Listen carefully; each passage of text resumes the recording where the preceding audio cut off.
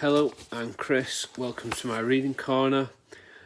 This is the Off the Top of Your Head Booktube tag, which was created by Gina at the Library Mouse. I was tagged by Pat at Book Chat with Pat. This is an off-the-cuff tag, so I got the questions and then I printed them off, and on my lunch I just quickly wrote down my answers as I was going off the fly, so it was still off the cuff, but a bit more prepared than off the dome now. So the first question is, what was your favourite picture book as a child?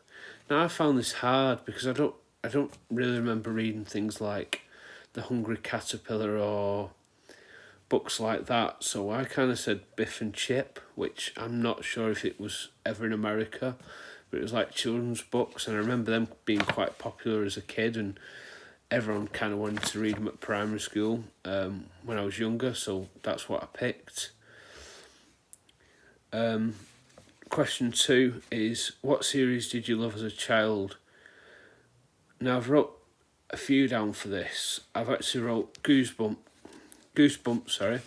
That I remember reading that in primary school again. I used to love those books, and I do have the inclination to want to carry on collecting them again, but I'd want them in the paperback editions I had.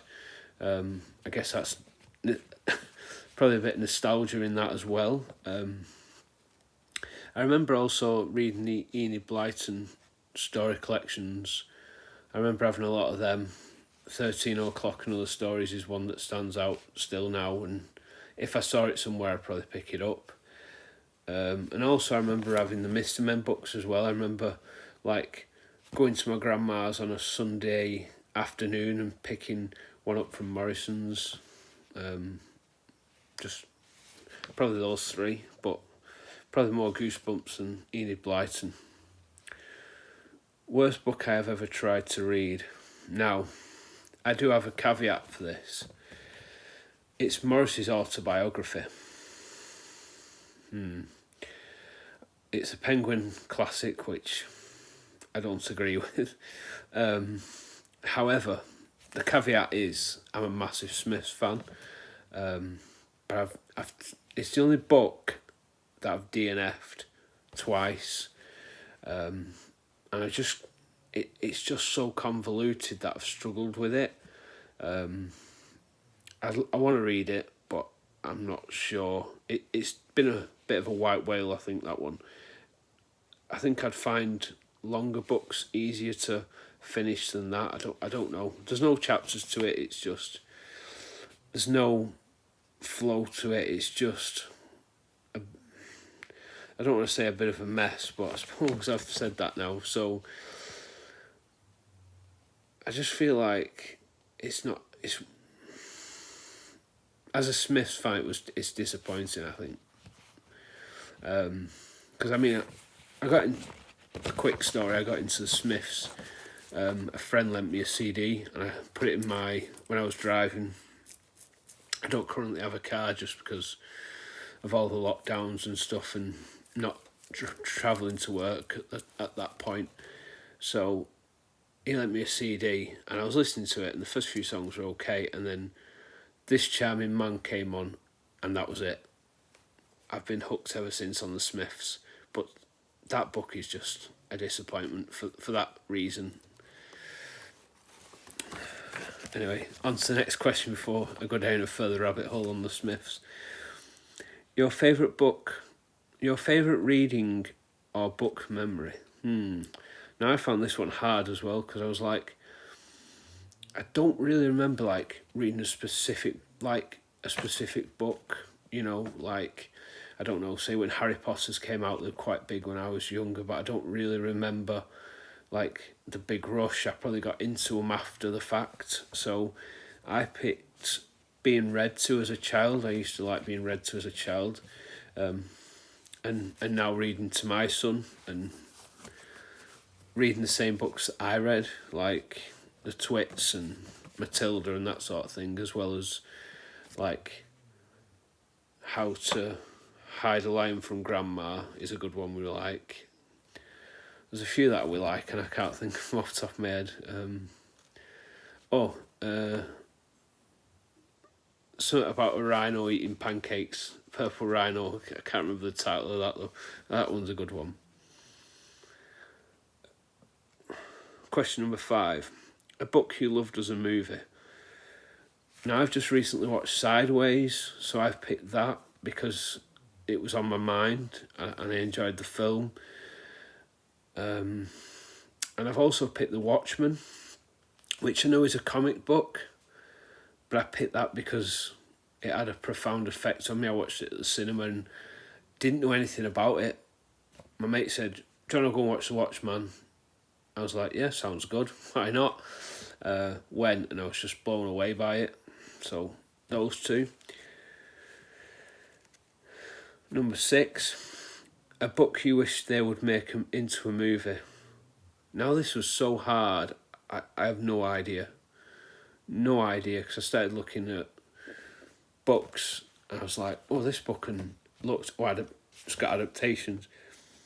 That book, it's got adaptations. So I wasn't sure. I've no idea what to pick for this because there's so many books that I was thinking of have had adaptations. It's a hard one. I couldn't think of anything, and I still can't think of anything now. Because like every book I'm thinking about, like Breakfast Champions, I love, made into a film. Fear and Loathing in Las Vegas is a film. Fight Club is a film. A Clockwork Orange is a film. The Road is a film. Jaws is a film. Although I've not read Jaws, but you know what I mean. I'm just thinking about books off the top of my head, so I've just not sure for that one because, I mean, there's films that I've watched that I've read the book that I love the book but not keen on the film, which is like Ready Player One, which is kind of why I won't watch The Road because I love the book so much. It's hard to then want to go and watch the film. Anyway, moving on. Chapter 7. A book character that you would like as a friend. I picked Guy Montag from Fahrenheit 451. Again, I didn't want to think too much about it, but I picked him because I felt like he was questioning the burning of books, and I felt like he knew that they had something more to say than just being burnt, and I like that, and I thought he'd be an interesting character to find out his thought process on why he started keeping the books. A place you want to visit because of a book you read. Now for this, I put New Orleans first because that's one place I really want to visit. But I crossed it out because I don't really feel like that came from a book that wants to see New Orleans. That was already there. Then I put Czech Republic, but that's more because I'd like to go and see where Franz Kafka came from rather than from an actual book he had written. So then I went Tokyo because I've recently read Yukio Mishima's A Sound of the Waves. Really enjoyed it, couldn't put it down, and just thought, this sounds amazing. I'd love to visit Japan. So Tokyo, Japan, not just Tokyo, but I'd like to visit different parts of Japan as well. So that's why I picked that. Number 9, a non-fiction book you would recommend. Now I was going to do a couple of non-fiction videos I had in mind, but I would actually pick, and just one sec, I can't reach it.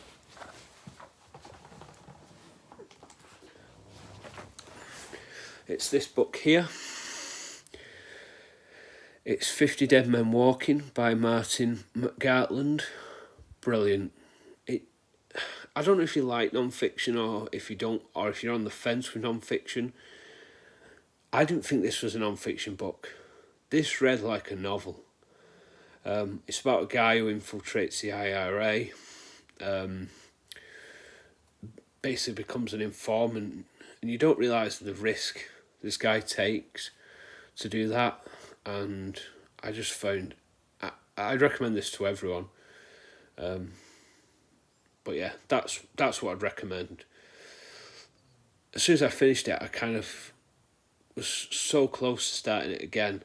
It's just brilliant. I'm definitely going to reread it again this year. Definitely. So that's what I'd recommend. And then finally, if I could hang out with an author all day, who would you pick and why? I picked 4 for this. Bit greedy, but I didn't pick any films, so we'll call it okay. So I picked Kurt Vonnegut.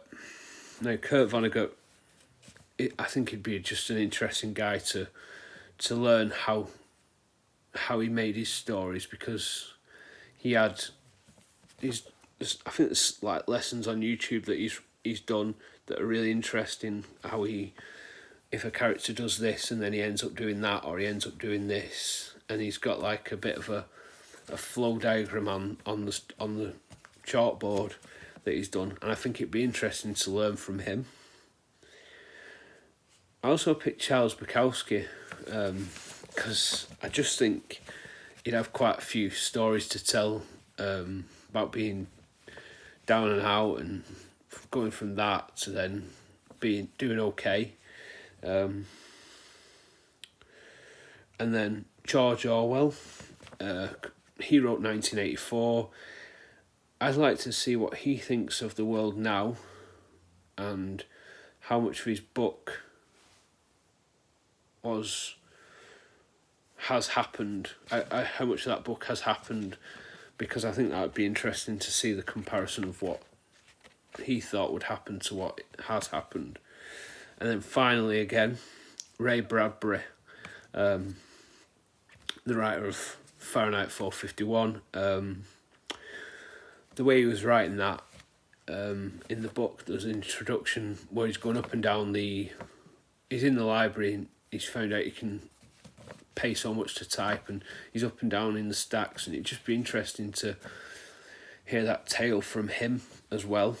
I decided to pick 4 authors who had passed away, so then it's kind of like the chance of meeting them is obviously gone, rather than the possibility of meeting somebody. But that's the 10 questions. And I'd like to tag Annie from Obscure Book Adventures, Nick at Books Are Sick, the Mild Rumpus, and Neda at Basically Neda, and also James at the Little Big Library as well. And also, obviously, if I've not tagged you, then you're more than welcome to get on board with this tag. And if you do, let me know and I'll definitely come along and watch. Thank you very much. I'll see you in the next one. Bye.